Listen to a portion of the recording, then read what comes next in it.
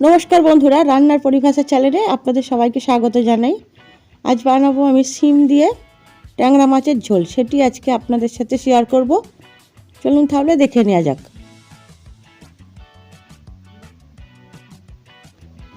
প্রথমে একটু মাছের নুন হলুদটা মাখিয়ে নিই। নুন, হলুদ, একটু দেবো কাঁচা তেল। তেলটা দিলে মাছটা ভাজার সময় আঁশবিহীন মাছ খুব বেশি ফাটে, তেলটা দিলে একটু কম ফাটবে। নুন আর হলুদ আর কাঁচা তেল দিয়ে মেখে নিলাম। এখানে আমি শিম, আলু, টমেটো কেটে রেখেছি। আর এখানে আমি জিরা আর অল্প একটু নিয়েছি কালো জিরা। জিরা আর কালো জিরাটা একসাথে করে বেটে নেব। কড়াই বসিয়ে সর্ষের তেল দিয়ে দিলাম মাছ ভাজার জন্য। তেলের উপরে মাছ দিয়ে দিলাম। দূর থেকে একটু খুন্তি করে মাছগুলো দিলাম, একটু সাবধানে দিতে হবে। এই ট্যাংরা মাছ কিন্তু ভীষণ ফাটে। এক পাশ ভাজা হয়ে গিয়েছে, উল্টিয়ে দিলাম। শিম, বড়ি, আলু দিয়ে ট্যাংরা মাছের ঝোল করব। এই শিমের ঝোলে কিন্তু ট্যাংরা মাছ ছাড়াও আরও অন্যান্য জিয়াল মাছও দেওয়া যায়, যেমন শোল মাছ, জ্যান্ত চারাপোনা মাছ, এই ধরনের মাছ দিয়েও কিন্তু এই শিমের ঝোল শীতকালে খেতে খুবই ভালো লাগে। বড়ি দেবো, তো আমি মাছের তেলের উপরেই বড়িটা ভেজে নেব। এটা বাজার থেকে কেনা বড়ি, মটর ডালের বড়ি। আপনারা কিন্তু মটর ডালের বড়ি বা লাল যে বড়িগুলো হয় মসুরির ডালের বড়ি, সেই বড়িও দিতে পারেন। বড়িগুলো ভাজা হয়ে গিয়েছে, তুলে নিলাম। ওই তেলের উপরেই একটা তেজপাতা, অল্প একটু জিরা ফোড়ন দিয়ে দিলাম।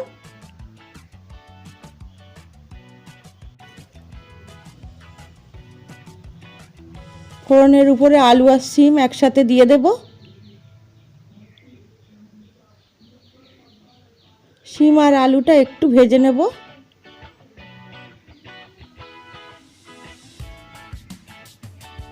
কিছুক্ষণ ভাজার পরে এবারে আমি দিয়ে দেব নুন, হলুদ, লঙ্কার গুঁড়ো, কেটে রাখা একটা গোটা টমেটো। টমেটোটা দিয়ে ভালো করে আরও একটু শিম, আলু, টমেটো একসাথে ভেজে নেব। সব মশলাপাতি একসাথে ভালো করে ভেজে নিয়েছি। এবারে দিয়ে দিলাম বেটে রাখা জিরা আর কালো জিরা। জিরা আর কালো জিরাটাকে দিয়ে একটু অল্প করে ভেজে, বেশি ভাজবো না, অল্প ভাজবো। কালো জিরা থেকে কিন্তু খুব একটা ঝাঁঝ আসে। এবারে দিয়ে দেবো পরিমাণ মতো জল।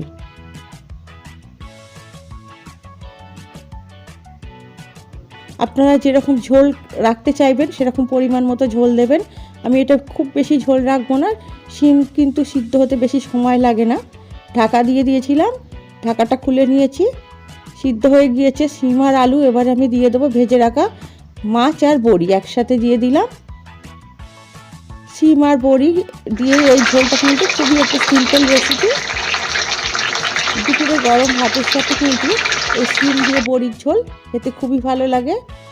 শীতের দিন একটু সব কিছু সবজিতে কিন্তু ধনেপাতা দিলে ভালো লাগে। ট্যাংরা মাছের ঝোলে একটু ধনেপাতা দিয়ে নাড়িয়ে নামিয়ে দেব। ঝোল কিন্তু একদম রেডি হয়ে গিয়েছে। দেখুন কতটা সিম্পল আর কতটা তাড়াতাড়ি হয়ে যায়। আজকের এই শিম দিয়ে ট্যাংরা মাছ বড়ি দিয়ে ঝোল একদম রেডি। শিম দিয়ে ট্যাংরা মাছের ঝোল যদি আপনাদের রেসিপিটা পছন্দ হয়, আপনারাও আপনাদের বাড়িতে বানাতে পারেন। রেসিপিটা যদি ভালো লাগে তো একটি লাইক করবেন। আপনারা সবাই ভালো থাকবেন, সাবধানে থাকবেন। আবারও দেখা হবে অন্য কোনো রেসিপিতে, নতুন কোনো ভিডিও নিয়ে চলে আসবো।